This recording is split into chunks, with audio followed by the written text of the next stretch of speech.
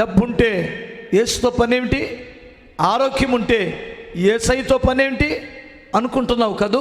మా వాళ్ళు ఉన్నారుగా, మాకేం పని, నా బలగం ఉంది కదా, నా కులం ఉంది కదా, నా తెలివితేటలు ఉన్నాయి, నా జ్ఞానం ఉంది, నా డిగ్రీలు ఉన్నాయి, నాకు ఇంకా దేవుడితో పనేమిటి అనుకుంటున్నావు కదూ.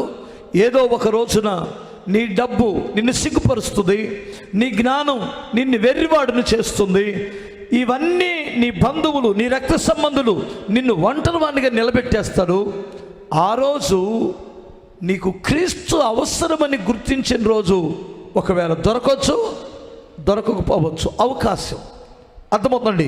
అందుకని క్రీస్తును కానీ నువ్వు ఆహ్వానించుకుంటే నీ ఇంట్లో ఏది కొరతగా ఉందో అది ఆయన వలన కలుగుతుంది. నీకు ఏది అవసరమో ఆయన వలన దేవుడిస్తాడు, ఆయన ద్వారా సరిచేస్తాడు, ఆయన ద్వారా సమస్తమునకు ఆధారమైనటువంటి దేవుడు సమస్తాన్ని మేలు చేస్తాడు.